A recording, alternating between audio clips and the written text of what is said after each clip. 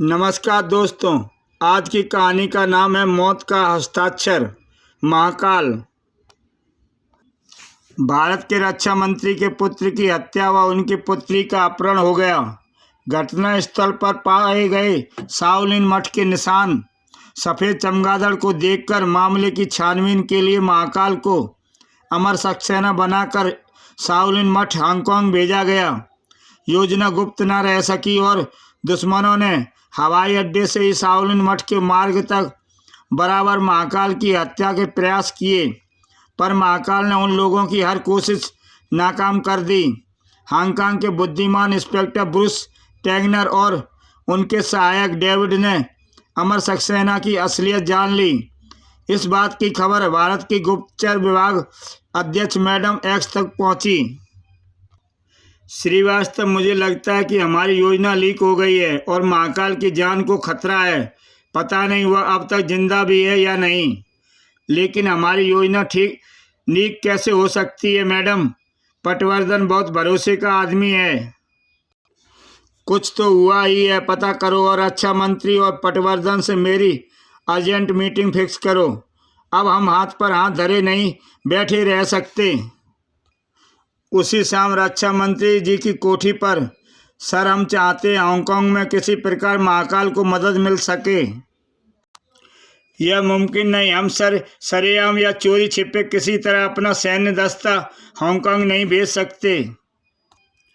इससे हमारे राजनीतिक संबंध बिगड़ेंगे और हांगकांग सरकार से सीधे महाकाल उर्फ अमर सक्सेना के विषय में बात करने का मतलब यह मान लेना है हमने उस वहाँ जासूसी करने के लिए भेजा है और इस कारण हमें अंतर्राष्ट्रीय स्तर पर निंदा झेलनी पड़ेगी। लेकिन सर, वहाँ महाकाल की जान खतरे में है। हम विवश MS-X एक व्यक्ति के लिए राष्ट्र की छवि खराब करने के रिस्क नहीं ले सकते, भले ही वहाँ मेरी बेटी का पता लगाने वहाँ गया है। मगर मैं समझता हूँ मैडम एक्स, महाकाल को हमारी मदद की कोई आवश्यकता नहीं है। वह अपनी मदद खुद कर सकता है। वह महत्वपूर्ण बात यह है कि आपकी योजना लीक कैसे हो गई। यह वाकई चिंता विषय है मिस्टर पटवर्धन। श्रीवास्तव इनकी जांच कर रहा है, परंतु इस वक्त पहली समस्या महाकाल की जीवन रक्षा की है। इस विषय में हम क्या कर सकते हैं? इस मामले में महाकाल हमसे बेहतर कर सकता है। आप उसे अभी जानती नहीं, इसलिए ही चिंतित हैं। उधर हांगकांग पुलिस विभाग, सर, अमर सक्सेना के फिंगरप्रिंट दिल्ली से आए प्लेन की सीट से और हांगकांग एयरपोर्ट की छत से मिले टेलीस्कोप गन के बट से बराबर एक जैसे मिले हैं। राइफल के बट पर उसके फिंगरप्रिंट्स और राइफल से उसे निशाना बनाया गया है। आश्चर्यजनक बात है। जी हाँ, और भी एक आश्चर्यजनक बात प्रकाश में आई है। भारतीय हवाई अड्डे के किसी कर्मचारी के हाथों अमर सक्सेना को हांगकांग रवाना होने से पहले एक पत्र भिजवाया गया था। पत्र वाहक का हुलिया हमारे भारत में स्थित दूतावास के एक कर्मचारी पीटर से मेल खाता है। पीटर से पूछताछ से कुछ साफ हुई या नहीं? ऐसी नौबत ही नहीं आई सर। पीटर अब इस दुनिया में ही नहीं है। जिस दिन अमर सक्सेना हांगकांग को रवाना हुआ, यानी पीटर ने अमर सक्सेना को जिस दिन पत्र दिया, ठीक उसके अगले दिन वह अपने कमरे में रहस्यपूर्ण ढंग से मृत पाया गया। कमाल है डेविड, इन सारी बातों में जमा जोड़ जो नतीजा दिखाई देता है उसके मुताबिक मैं शर्त लगाकर कह सकता हूँ कि हांगकांग में जल्दी कोई हंगामा होने वाला है, और हंगामा तो हो ही रहा था। हांगकांग के गहन पहाड़ी जंगलों में आबादी से दूर और शाओलिन मठ के आसपास मौत के पुजारियों से जूझ रहा था महाकाल, यानी मौत का हस्ताक्षर। महाकाल एक तरफ और शाओलिन के दर्जनों योद्धा। निबटते निबटते महाकाल की एड़ियों से पसीना चुचुआने लगा। तभी एक शेर जैसी रोबीली दहाड़ ने सबको जहाँ का तहाँ रोक दिया। ठहरो, लूची के बेटे शाओलिन के इन मौत के पुजारियों के बीच आधा घंटा जी लेने की बधाई स्वीकार करो। तुम कौन हो? मैं साइतेन हूँ। तुम शाओलिन तक पहुँचते पहुँचते हमारे दर्जन भर आदमियों को मार चुके हो। यहाँ भी अब तक आधे घंटे के करीब आधा दर्जन आदमियों की बलि तुमने दे दी, जबकि इस साक्षात यमदूत के बीच अच्छे से अच्छा कुंग-फू का खिलाड़ी भी 10 मिनट से ज़्यादा टिक नहीं सकता। तब मैंने यह महसूस किया ये सब तुम्हारे लायक नहीं है। तुम मुझसे लड़ो, एक से एक मर्द से मर्द। सच था कि महाकाल थक के चूर हो चुका था, मगर न लड़ने का मतलब बस एक ही था, और वह था मौत।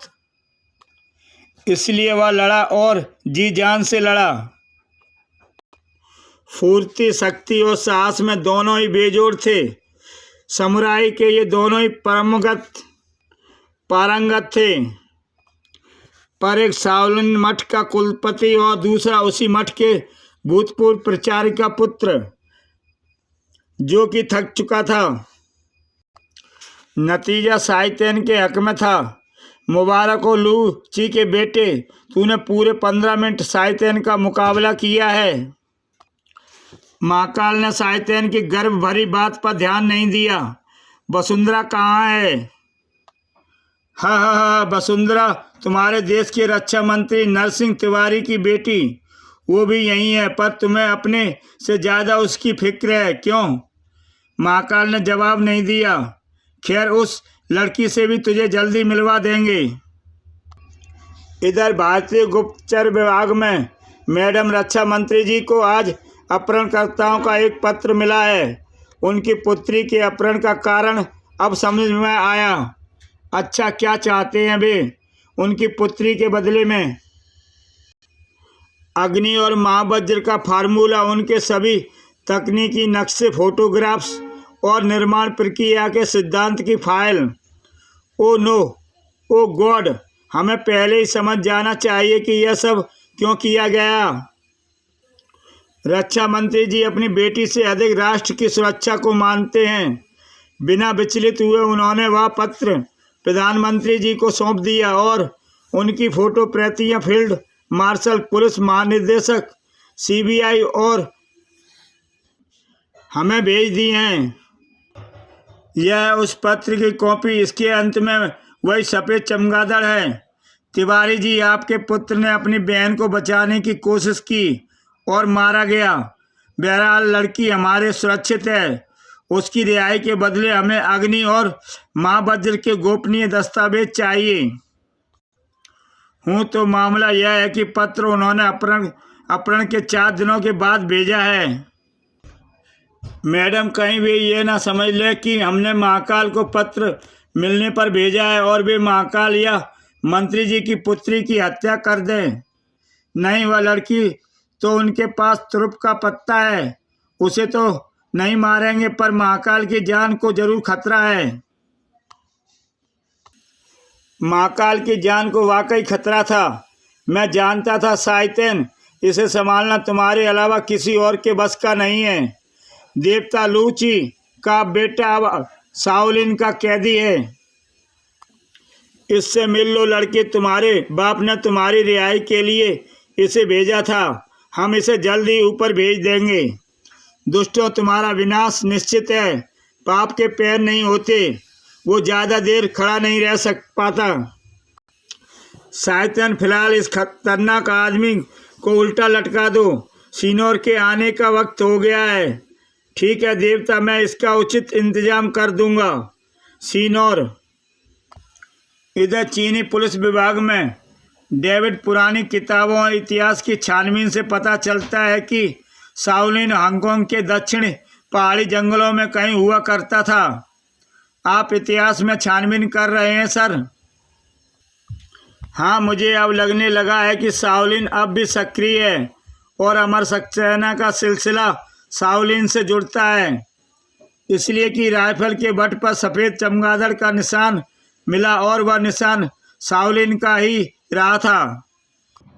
हाँ, और देखो, यह 4 दिन पहले एक भारतीय अखबार रक्षा मंत्री नरसिंह तिवारी की पुत्री का अपहरण वह पुत्र की हत्या और घटना स्थल पर वही सफ़ेद चमगादड़ के निशान, यानी रक्षा मंत्री की पुत्री का अपहरण, अमर सक्सेना को चीनी दूतावास के कर्मचारी का पत्र देना और अगले दिन उसकी हत्या हो जाना, यानी हांगकांग एयरपोर्ट पर अमर सक्सेना पर हमला और दोनों मामलों में सफ़ेद चमगादड़ का निशान मिलना, अमर सक्सेना का हुलिया महाकाल से मिलता पाया जाना, इन सारी बातों का जमा तोड़ क्या निकलता है डेविड?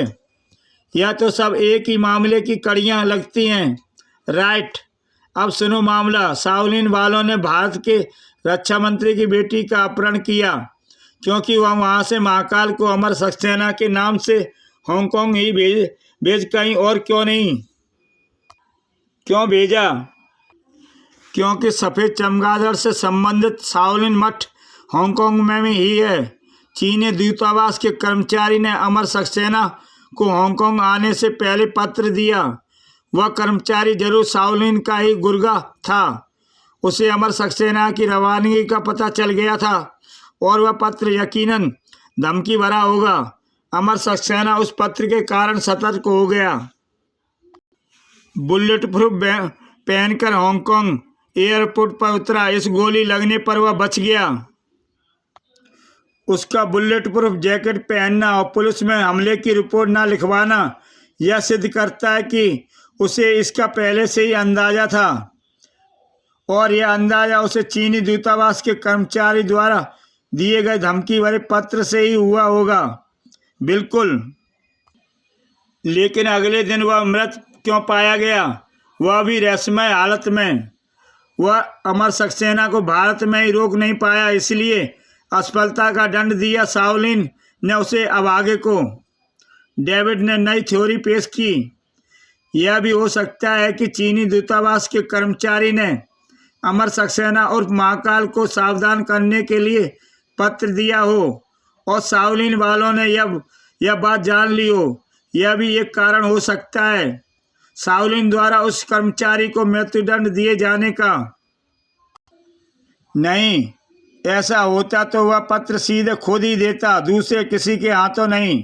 शाओलिन में यह खबर होती कि अमर सक्सेना सतर्क हो चुका है तो वे गोली उसकी छाती की बजाय खोपड़ी पर दागी होती। उन्हें बुलेट प्रूफ का अनुमान नहीं था। सारी खोजबीन के बावजूद अमर सक्सेना लापता है, मगर तथ्य कहते हैं उसे शाओलिन मठ में या उसके आसपास होना चाहिए। अब हमें मामले की जड़ तक पहुंचने के लिए अमर सक्सेना तक पहुंचना जरूरी है। मेरा ख्याल है हमें दक्षिणी पहाड़ी जंगलों में शाओलिन मठ को खोजना होगा। जैसा कि इतिहास में उल्लेख है, शाओलिन मठ उसी क्षेत्र में होना चाहिए। सर, यह भी संभव है कोई और आतंकवादी ग्रुप सफ़ेद चमगादड़ के निशान का प्रयोग कर रहा हो और शाओलिन अब अपने अस्तित्व में ना रहा हो।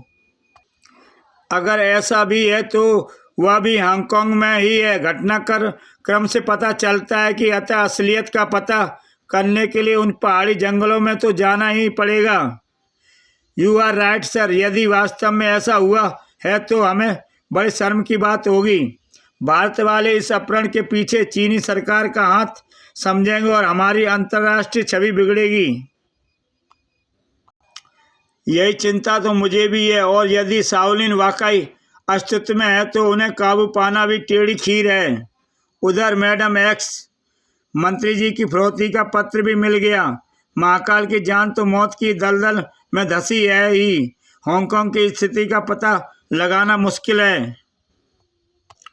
सहयोगी दस्ता भेजा नहीं जा सकता और यहाँ हाथ पर हाथ धरे बैठा नहीं जा सकता।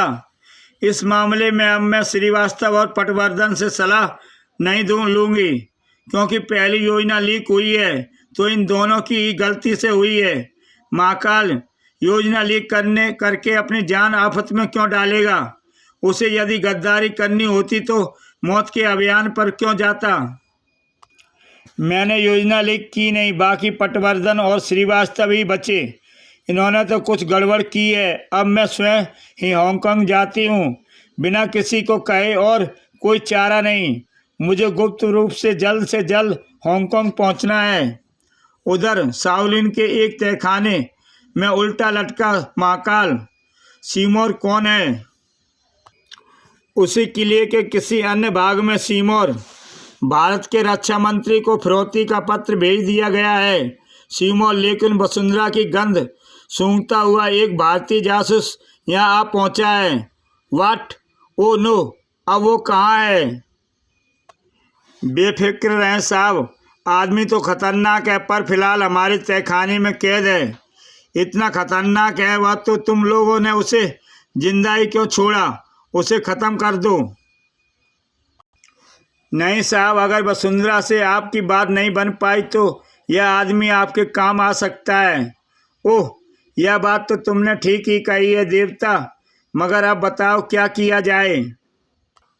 ये तिवारी का बच्चा आराम से मानने वाला नहीं मालूम पड़ता, और अगर उसका एक आदमी जब यहाँ पहुँच गया तो और भी पहुँच सकते हैं। नहीं, और किसी के लिए यहाँ संभव नहीं।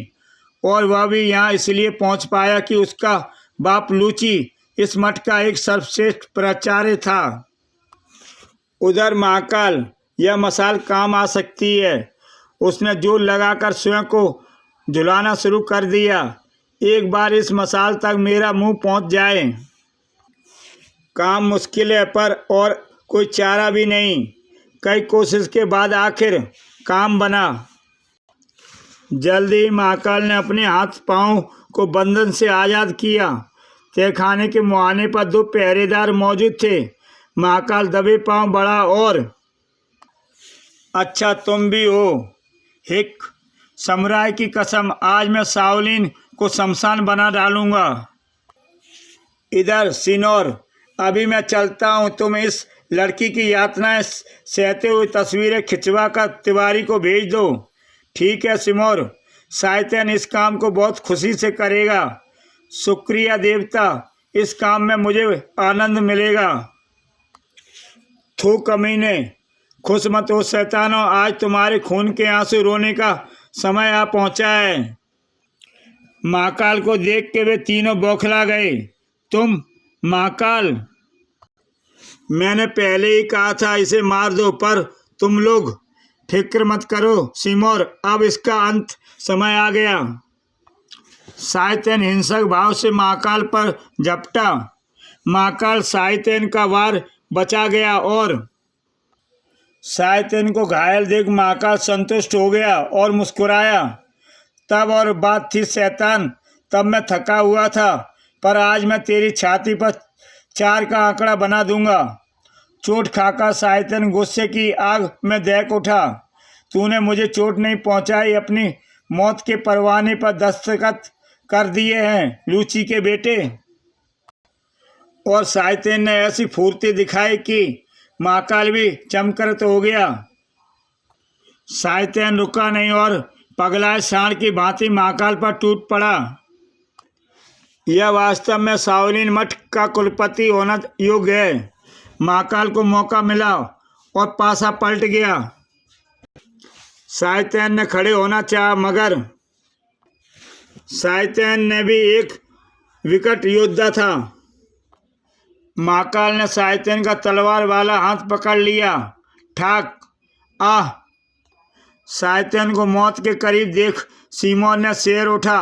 बाप रे, मैं तो यहाँ से निकलूं। महाकाल, सिनोर भाग रहा है। और महाकाल ने तलवार साइनोर के पेट में घुसेड़ दी और एक जोरदार लात शायतन के ऊपर दे मारी। अगले ही पल महाकाल का हाथ लहराया और तलवार सीधे सिमोर के पीठ पे जा लगी। देवता ने अपने चोंगे से कुछ छोटे रॉकेट नुमा यंत्र निकाले। तू भी अपने बाप लूची जैसा मनुष्य है, अब मैं तुझे एक पल भी जिंदा न रहने दूंगा। विस्फोटक बम बड़ाम! महाकाल, आज तेरा काल आ गया, तो आज मैं काल का भी हाल बेहाल कर दूंगा। मौत के देवता! क्रोध में भरकर देवता आखिरी रॉकेट वसुंधरा की ओर फेंका। नहीं, मगर महाकाल ने उससे लपक लिया और दूसरे पल देवता ने छाती तो बचा ली, पर अपना कंधा नहीं बचा पाया और अपना हाथ गवा बैठा। हाय, क्यों मौत के देवता, मौत को इतने करीब देखकर डर क्यों लग रहा है? देवता ने बाएं हाथ से एक भाला उठा लिया और लूची के बेटे, आज तुझे पता लगेगा इस बूढ़ी हड्डियों में अभी कितना जान बाकी है। उसी वक्त बुर्स टैगनर, डेविड और विशेष पुलिस दस्ता साइलोन के मठ पहुंच चुके थे। पहरेदारों से जूझते हुए मठ के भीतरी भाग तक पहुंच गए। हथियार फेंक दे बुड्ढे, वरना भून दिए जाओगे। पर देवता ने बुरुस पर भाला उछाल दिया। इधर महाकाल ने फर्श पर पड़ी पूजा की थाली उठाई और बुरुस टैगनर और भाले के बीच उछाल दी, जिसका नतीजा यह हुआ। उधर डेविड अन्य पुलिस कर्मियों की गलियों मौत के देवता का मौत से मिलन करवा गई।